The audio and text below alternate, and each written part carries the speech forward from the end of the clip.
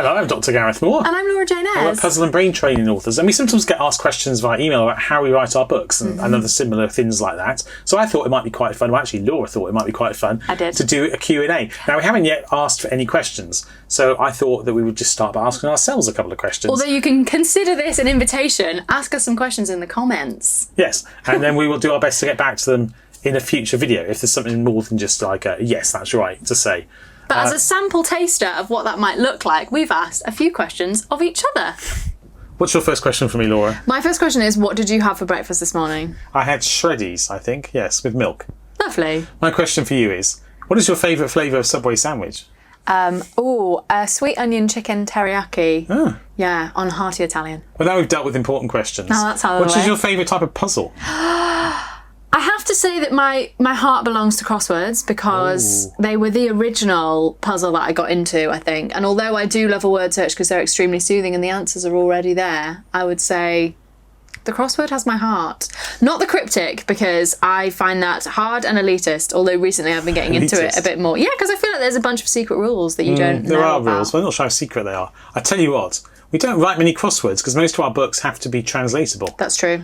So publishers ask us to write a book, but they say, well, we also want to sell it, not just in America, which does restrict it somewhat, because there's a large amount of changed meanings of words, even if the spellings are the same, which they aren't, of course, always anyway. Or if they're not the same length. But also, books sell more if they can be translated into non-English languages. So publishers, by and large, want to avoid puzzles that cannot be translated at all, and crosswords are a good example of a puzzle that just can't be translated. It needs to be created again from scratch, because the way the words intersect will clearly be different in other languages, if they intersect at all.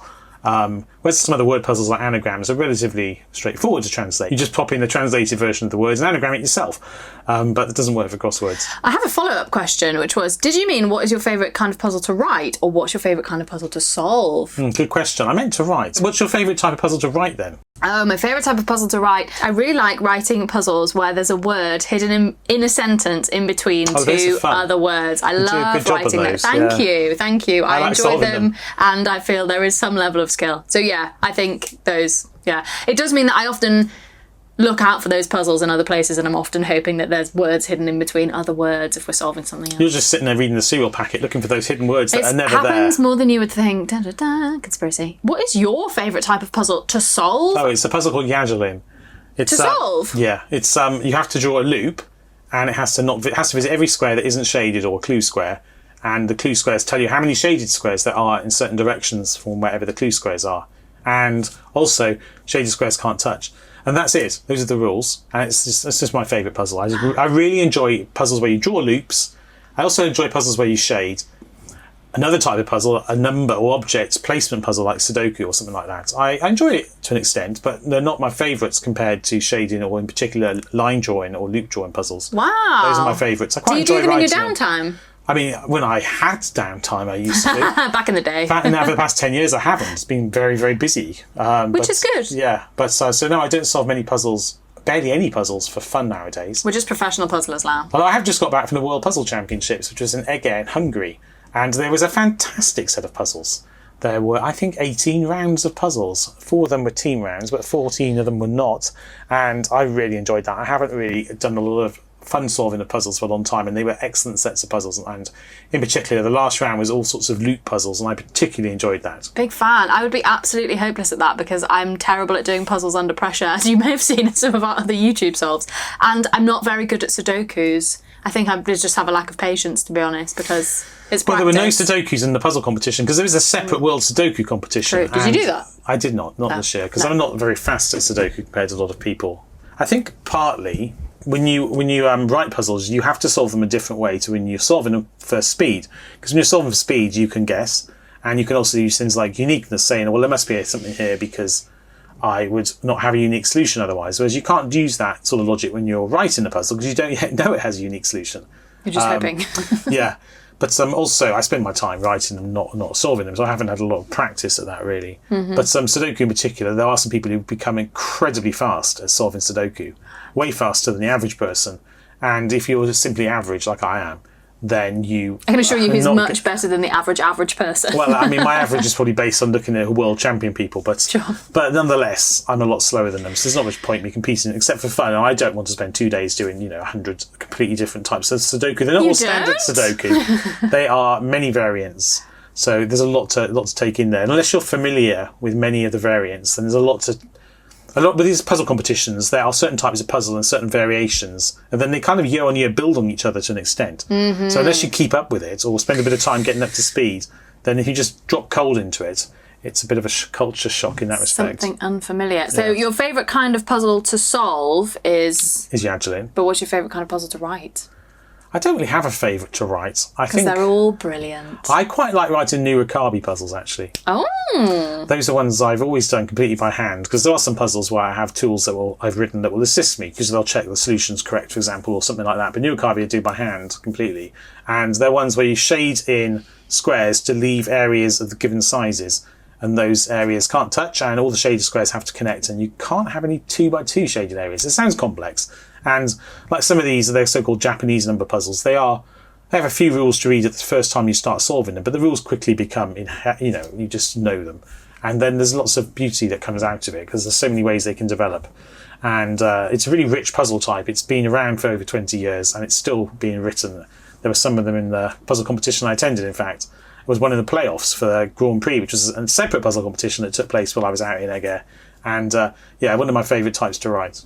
Wow. But if you were to ask me which of the puzzles I'm most proud of, it's probably completely differently some of the dot-to-dots I've written. Oh, really? Yeah. Yeah, 'cause he's written some insanely complex dot-to-dots. There was a big trend for dot-to-dots about 10 years ago, and I bought this massive graphics tablet, literally bigger than I'm holding my arms open, where you could draw on the screen. And so I just drew all the dots by hand in Adobe Illustrator, and then I wrote some software which tried to put the numbering on. And if it didn't succeed, it told me, and I'd adjust where the dots were. So they're all hand-drawn. Wow. But the numbering I didn't do by hand. That would be crazy town. But I created these incredibly elaborate dot-to-dots, and I published, I was published in fact, 15 to 20 books that were just my dot-to-dots, and in among other books, many, many more. And some of those books are, this large. They're about over a foot tall. And some of them have over 2,000 dots in an image. Some of them require you to change colour pen and so on. And some of those images I created anyway. I've never thought of myself, because I'm not, as an illustrator, I would say I can't draw. But by creating these dot-to-dots, where you're having to visualise an image and redraw it, not just in black and white, but only with lines, but also in a way that could coherently be drawn by the pen going back and forth. Not just random all over the place. So, for example, some of them you need hatching and so on, but not mechanical hatching, but sort of artistic hatching. I created some pictures that I'm really proud of, because I thought I couldn't do that sort of thing, and it turned out I could. And I've done, some of them are like a single line that creates the face of a famous person. And those are the ones I'm most proud of, because I just thought, this is not something I would have thought I could ever do. But you did. But I did, and they are, I have to say, I'm being immodest perhaps, but they are amazing. They're phenomenal. Yeah, when I first started working with Gareth, and he said, why don't you take a load of puzzle books home and you can find out, the kind of work that we do. And one of them was this enormous dot-to-dot book. And I went home and I was like, I think I've got the best job in the world. And they were really beautiful. And there was another one that was star to stars. It was all different constellations, complex drawings of constellations, but they were all stars. It was very kind of methodical and hypnotic. Yeah, and I enjoy sticker books as well. I've made quite a lot of sticker books, and particularly enjoy the ones where you have flat, irregular polygons that you peel out and you put them where the number shows you. They're not much of a puzzle in terms of challenging you, but they are you have to be quite dexterous as you solve them. And it's very mindful as well. They are very mindful. Like when you create them, they're just... The first time I created a sticker puzzle, which was not my own, it was someone else's, the first time I assembled it, I was blown away, because you could buy a colouring in book or a dot-to-dot book even. Sometimes they may have had perforations for you to display it. But for me, I've never really felt the need to display those things. Although I know people sometimes colour them in and create beautiful things. But the first time I did a sticker puzzle, I wanted to put it on the wall. Did you do it?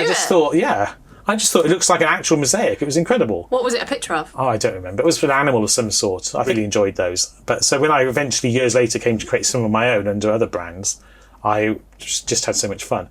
And I'm continuing to make them, actually. I've just been asked to make another one, which will probably be out next year, I would have thought, 2026 at the time of recording. I've done about 15, I think, of these sticker books. Not all of them are the paint by sticker, but some of them are actually just jigsaw images you assemble. But those are fun, because they're very unlike anything else. So pleasing to solve and pleasing to create. Yeah. Great. And what's interesting is they're quite technical to create, because you need to think about things like the bleed around the sticker. So you need to think about how the paper's going to be cut when they cut out the sticker, so that you don't miss some of the image, or it can't shift too much. Because when things print, they sometimes shift a little bit. So in particular, what's called the die line, the bit that's cut out, can shift. So you need to think about all these things when you're making them. And Make sure you don't lose any detail. It's quite technically complicated. You see some books where they just flat fill the back of the book with colour, but that's a cheat. I calculate all the nice offsets and everything, do it all nicely and neatly. He's very methodical. Can confirm. Well, there we go. Maybe you have some questions of your own for us, which we can answer in a future video. Yeah. But until then, do feel free to check out our playlists, check out other videos, check out our many escape room solves, particularly of Exit the Game and Unlock, Yes. but also others as well.